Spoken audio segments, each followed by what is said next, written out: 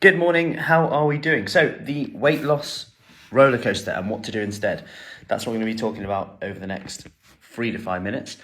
And I want to also just tell you about the free 5-day kickstart we're doing on the 5th of April. So Monday the 5th of April, 4th of April, sorry. So not this Monday, the Monday after. I'm going to be live 5 days. It's going to be 5 days, small task every morning. So if you're real short on time, but you're looking to kickstart your fitness, feel more in control of your food again, overcome comfort eating, snackcidents, feel more in control of your food again and start to fit exercise into your routine, learning how to do that, what the types of exercise to do that, to really kickstart things at the moment. You know, I'm feeling it as well, this weather, like, yeah, I want to do a bit more and actually, yes, I need to up my own training, if I'm perfectly honest. Something I spoke to Mrs. Fruci about yesterday. I was like, yeah, you know, I'm going to make a bit more time for this. Sure does help. So in terms of that, if you want more information on that, I'm going to put the link in the comments below so that you've got that.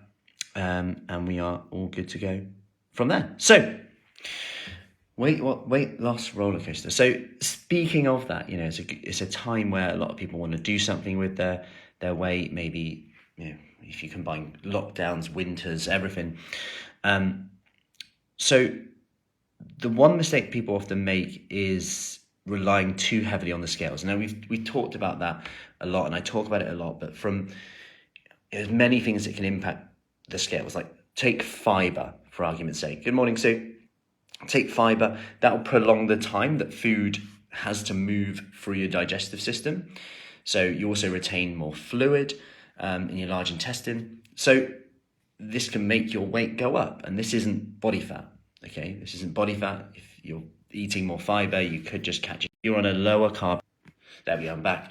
If you're on a lower carb diet, then one of the good things about that, I guess, is that you're going to store less water, because for every gram of carbohydrate you store 4 grams of water. But at the same time, you're also not going to have as much glycogen levels in your muscle, and glycogen is basically stored glucose or sugar that just sits in your muscle and is there to be used as energy. Now, that's not body fat, that's just there to be used as energy, and it's a fuel substrate, just like body fat is, just like fat is as a source. But that can increase our weight without body fat. Now, then if you weigh yourself in and you're a bit more dehydrated than in a more hydrated state, you'll weigh more. And these fluctuations can cause us to go into that kind of roller coaster where, you know, week 1, we're excited to get going. Like maybe you're starting something now as the blue skies come up to my left. And then, you know, week 1 comes in, you're 3 pounds down, everything's good. Week 3 comes in, and you're like, oh, I've stayed the same, or I've put on a pound, and you're like, oh, what's the point? Then you have a 2 pound loss, and you're like, yes, that's great. I'm now more in control again. Then again, 1 pound goes on again.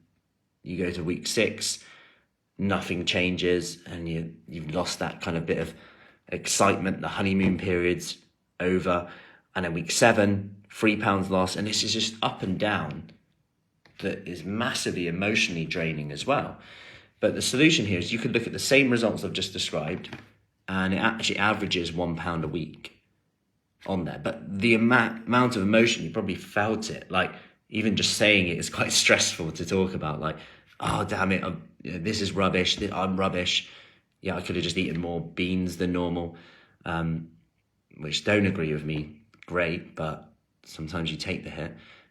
It could have been some of these, and that can sometimes stop us keeping going. Now, sometimes what we need to look at is whether we're actually in a calorie deficit. And I don't mean actually counting calories here, but if that scenario is happening, I just want you to know that that's actually a good result, providing that's what you want to achieve. Like, you know, I'm looking to achieve something quite sustainable. I'm looking to achieve something that makes the scales go down. That would say you're in a calorie deficit, because over time, the scales are coming down. You've taken an average of that. So we need to avoid these downward spirals by looking at, okay, if they're not going down, then we can assess it over a period of time. Because like we said there, if we're on average a pound a week down, and you're not finding it too hard. I had this conversation with someone the other day. They're not finding it hard. They're feeling stronger, fitter, more energy, sleeping better. Clothes are starting to fit a bit better. That's actually a good thing. And that's kind of where you want to be. Because what's the alternative to that? The alternative is you hate every minute of it and you can't wait for it to end. But then you're 2 more pounds lighter.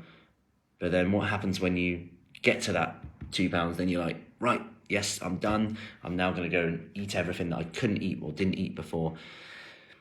Now, that's not saying that's a wrong process, because there's a time and a place where you might need to push it more. And actually, sometimes we are eating more than we think we are, or we think we need to eat more than we think we are, whether we overestimate how many calories we burn, which happens quite often. Like when you look at exercise and the research into exercise, if someone does an exercise session and they ask them, okay, guess how many calories you burned in that session, guess what happens? People overestimate how many calories they burn.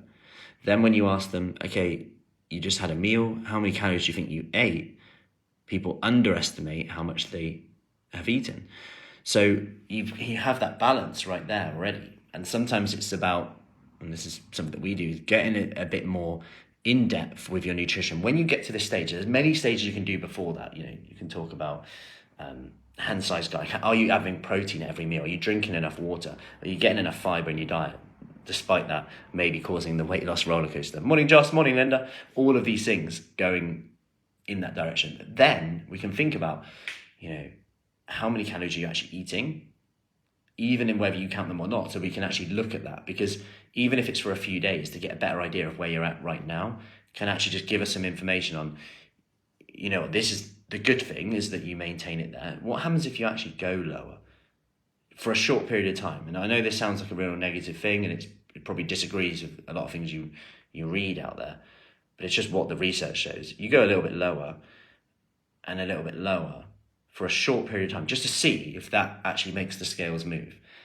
And we did this the other week with someone who hasn't lost weight in years and said, oh my God, the scales have actually moved. And it's because they've always been told that, if you look at the general recommendations, you've got to eat 2,000 calories a day, all of that stuff. If you're not losing, you're not eating enough, you need more speed foods, they've been told, and things like that. But actually, they're just quite a small person in general. Height-wise, they don't move a lot anymore compared to what they used to do. Whether that's due to injuries and mobility, but they used to do a lot more walking, a lot more running around. Like kids have now moved out, and their general day-to-day, they're less active than they were. This has to come into it. We can't just carry on eating what we're eating. We see this with athletes a lot. Athletes go from sport training, they're used to just not even thinking about what they eat, and then they start to pile on a bit of weight, because if training stops, injury, retire from that, then we start to up it. And the research shows that in terms of use it or lose it. It's not necessarily the age that causes anything, but actually that we just do less. We have more responsibility. And I know a lot of people say, yeah, you're so young to talk about this. But actually, we're always just as old as we perceive, right? So I've never been older. But even for me, having 2 kids now, I do not train as much as I used to. And from that's just simply because of responsibility, here, there, pick up, stuff like that. Got to be a lot more, not having clean socks to actually work out in, because all of the kids are taking up the tumble dryer and the washing machine. Good job, we've got some good weather coming. But all these things come into it. So responsibility comes up, etc. Time gets taken away by other things, and that's where we got to make that time and actually maybe even lower our expectations, like I did. I would love to do more than I currently do, if I'm really honest. But I'm happy with what I do with those sporadic little movements of exercise, which we show you, which we're going to be going through in the 5-day Kickstart. So the 5-day Kickstart is starting Monday, the 4th of April, which is a week on Monday, okay? So in the link in the comments of this video, which I'll put in a second, you'll see that there's a link. You register there, then that will send you the group details that you need to be in ready for the Monday. The group will open on the Saturday though. There'll be a few things that I'll send over briefly before, but you need to be in it definitely by the Monday, of course. That's when the first task is from there. And I'll be explaining all on the Saturday and the Sunday. So any questions, as always, just let me know. Have an awesome Sunday and I'll see you soon. Take care.